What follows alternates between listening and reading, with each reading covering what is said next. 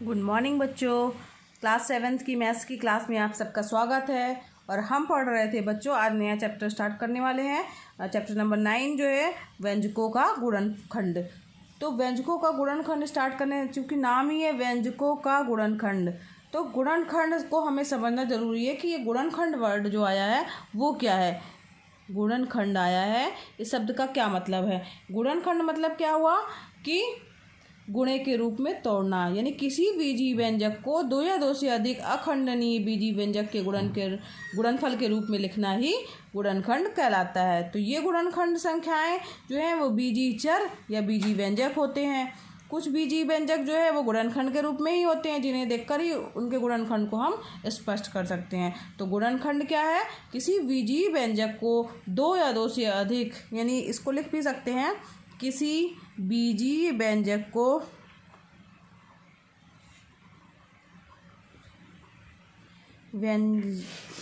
बीजीय व्यंजक को दो या दो से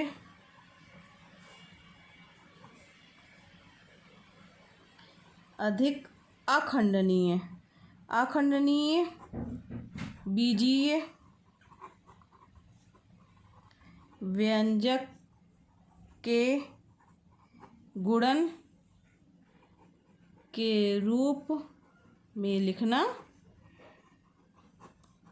ही गुणनखंड है, गुणनखंड कहलाता है। समझ में आया बच्चों? तो दो या दो से अधिक अखंडनीय मतलब क्या हुआ? तो अभाज्य के स्थान पर, बीजीय व्यंजक में हम अभाज्य के स्थान पर जो है वो अखंडनीय शब्द का प्रयोग कर रहे हैं। अखंडनीय मतलब है कि उनको जो है तोड़ा नहीं जा सकता है। ठीक है, जैसे कि अगर हम एग्जाम्पल लेके देखें कि जैसे मान लीजिए व्यंजक के रूप में लिखना है गुणनखंड कहलाता है। जैसे मान लीजिए अब हम लिखते हैं 5x y प्लस 3 दिया हुआ है। ठीक है, अब ये 5x y प्लस 3 जो है, अगर हम इसके देखेंगे तो इसको हम क्या लिखेंगे? 5 into x into y plus 3। ठीक, तो ये 5x y प्लस 3 यानी 5 x y प्लस 3। ठीक है, समझ में आ रहा है ना बच्चों? ये जो है वो क्या है? अखंडनीय गुणनखंड है। ठीक, अखंडनीय गुणनखंड समझ में आ गया? मतलब इनको और ज़्यादा अब हम नहीं तोड़ सकते हैं, तो ये हमारे क्या कहला गए? अखंडनीय गुणनखंड कहला गए हैं। और अगर इनका और इन तीनों का गुणनफल कितना आ रहा है हमारा? 5x y प्लस 3 आ जा रहा है। तो अब यहाँ बात आती है व्यंजकों का गुणनखंड किसे कहेंगे। तो व्यंजकों का गुणनखंड किसे कहेंगे बच्चों?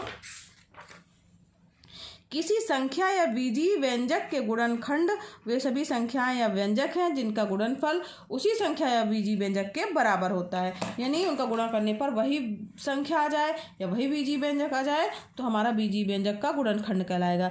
तो पहले तो हम परिभाषा लिख ले रहे हैं, क्या है? बीजीय व्यंजकों के गुणनखंड। तो किसी संख्या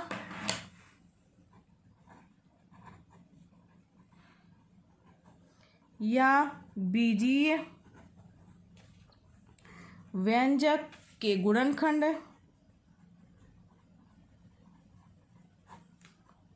वे सभी संख्याएं या व्यंजक हैं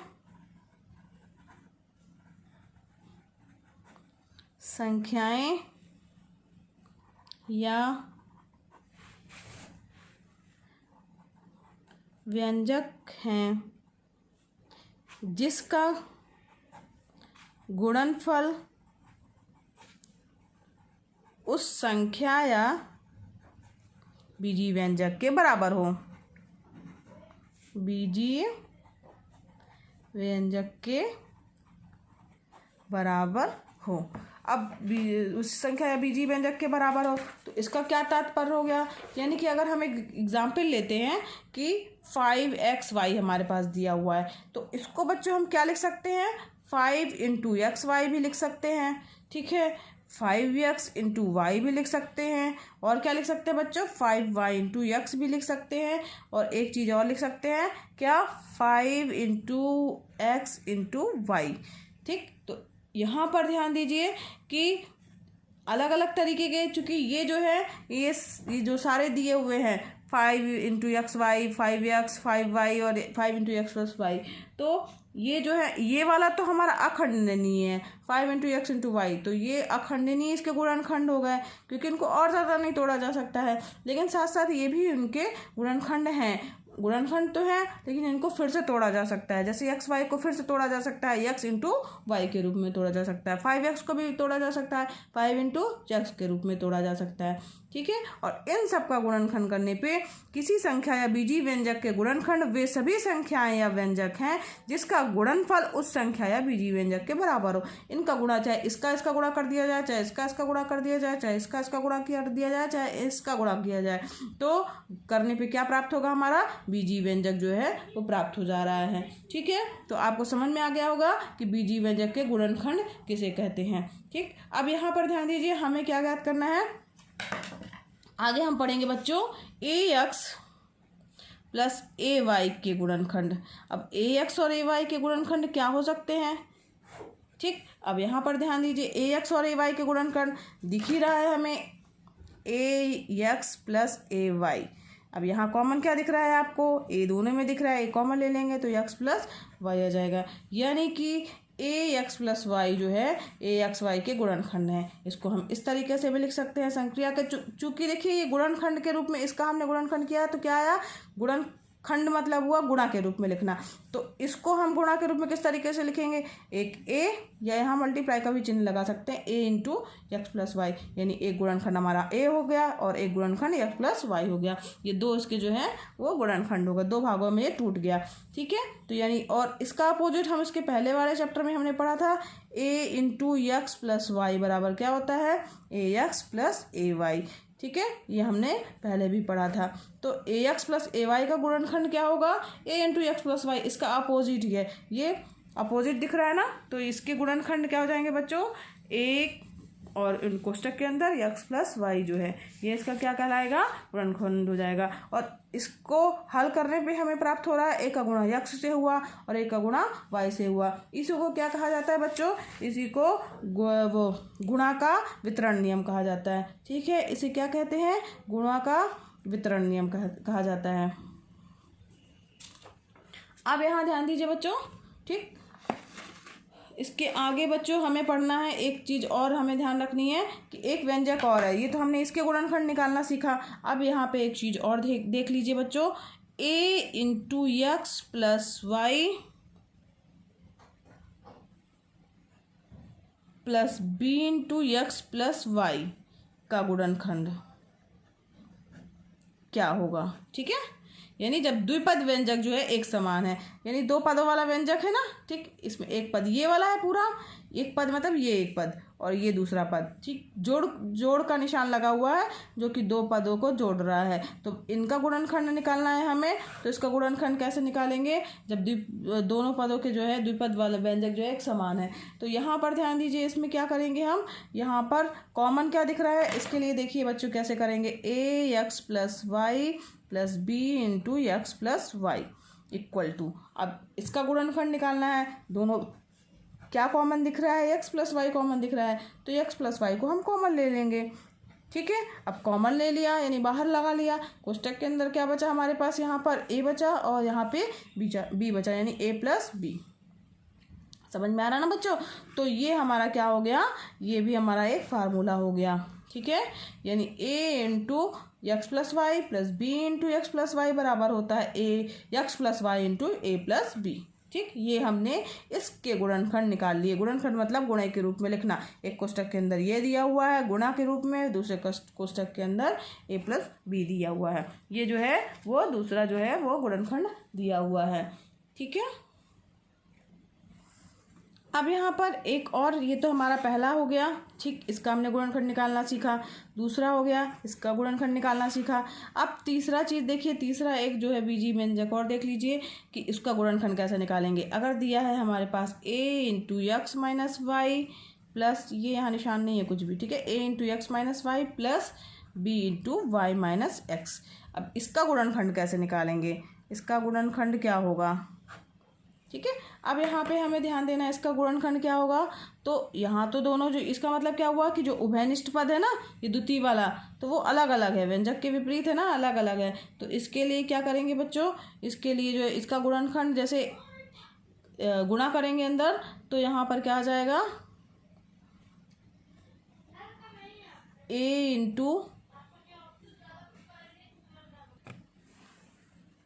x minus y plus b into y minus x.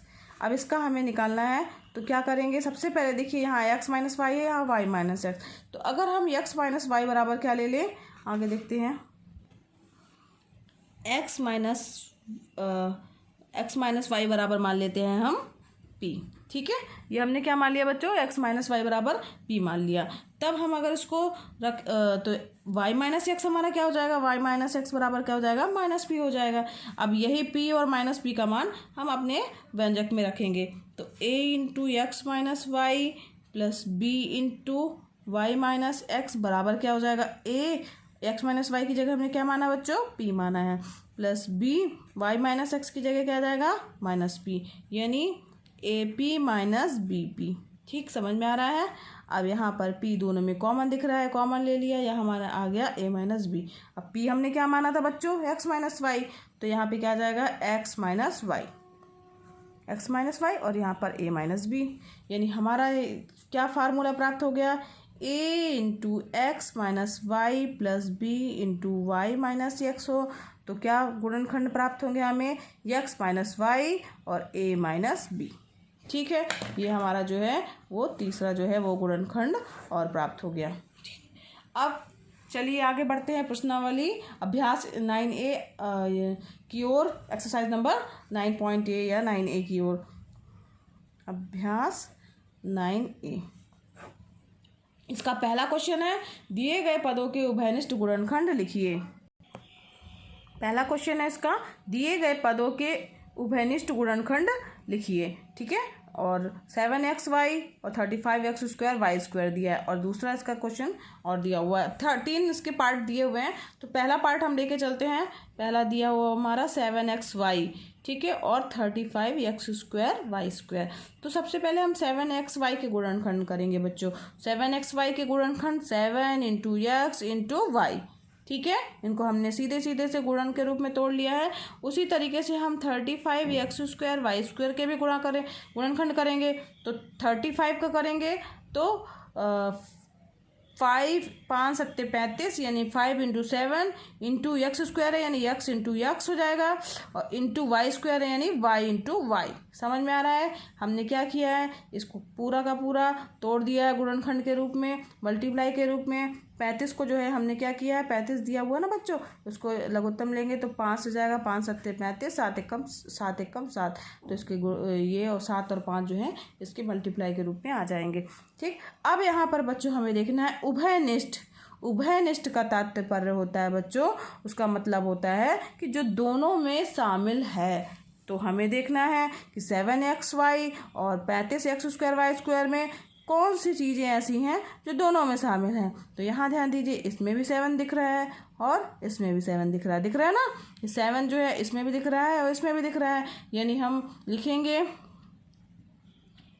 उभयनिष्ठ गुणनखंड। कौन से गुणनखंड जो दोनों में दिख रहे हैं, ये 7 और ये 7, यानी 7। ठीक है, और इसके बाद x यहाँ दिख रहा है, यहाँ पे भी x दिख रहा है इंटू एक्स। ठीक, और y भी दिख रहा है, y, और यहाँ पर भी दिख रहा है y। ठीक है, तो y, तो उभयनिष्ठ गुणनखंड हमारा क्या हो गया, 7 इंटू एक्स इंटू वाई, यानी 7xy। तो उभयनिष्ठ गुणनखंड हमारा आ गया 7xy। समझ में आ गया ना बच्चों।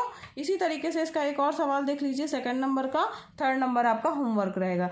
तो इसका जो सेकंड नंबर का सवाल दिया हुआ है, इसमें तीन दिए हुए हैं, 4m स्क्वायर, 6m स्क्वायर और 8m की घाते 3। ठीक है, 3 चीज़ें दी हुई हैं। तो 4m स्क्वायर को हम क्या लिखेंगे बच्चों, 4m स्क्वायर 2 गुणे 2, 2 दूनी 4 हो गया, और m स्क्वायर यानी m गुणे m। समझ में आ रहा है। अब 6m स्क्वायर को क्या लिखेंगे गुणनखंड के रूप में, 2 गुणे 3, 2 तिहाई 6 हो गया। ठीक, 2 तिहाई 6, और m स्क्वायर है 6m स्क्वायर, तो m गुणे m। समझ में आ रहा है। अब 8m क्यूब है। अब 8m क्यूब को क्या लिखेंगे, 2 दूनी 4 दूनी 8 और m क्यूब है यानी m गुणे m, m का 3 बार गुणा। ठीक, अब यहाँ पर क्या देखना है हमें, उभयनिष्ठ गुणनखंड, उभयनिष्ठ गुणनखंड। ठीक, अब यहाँ देखिए कौन सा ऐसा अंक है, सबसे पहले देखिए 2 देखिए इसमें भी शामिल है, इसमें भी शामिल है, इसमें भी शामिल है, तो इसका उभयनिष्ठ क्या हो जाएगा 2। अब इसके 2 इसमें शामिल है, इसमें भी शामिल है, लेकिन इसमें तो शामिल नहीं है, तो यानी कि एक और 2 हमारा नहीं होगा।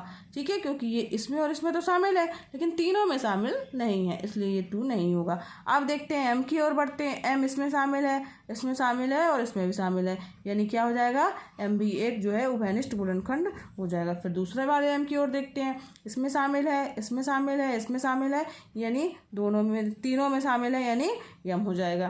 ठीक है, तो अब इसके बाद ये बचा m, तो ये m तो इसमें है लेकिन इन दोनों में नहीं है, वो शामिल नहीं होगा। उभयनिष्ठ मतलब होता है जो तीनों में शामिल है, या जो 2 है तो दोनों में शामिल है, 3 है तो तीनों में शामिल है, 4 होंगे तो चारों में शामिल। उभयनिष्ठ का मतलब होता है जो सभी में हो, उभय हो, उभयनिष्ठ मतलब सभी में हो। तो यहाँ पे इसको मल्टीप्लाई के रूप में या गुणनखंड के रूप में क्या लिखेंगे, 2m स्क्वायर, यानी 2m स्क्वायर क्या हो जाएगा, इनका उभयनिष्ठ गुणनखंड हो जाएगा। ये इसका आंसर हो गया। उभयनिष्ठ गुणनखंड कितना हो गया बच्चों, 2m स्क्वायर हो जाएगा। अब इसी तरीके से इसका थर्ड पार्ट है, वो आपको जो है वो होमवर्क है। और आगे जो है आज के लिए बस इतना ही बच्चों, आगे जो है इस अभ्यास 9A के आगे के क्वेश्चन हल करेंगे। थैंक यू बच्चों।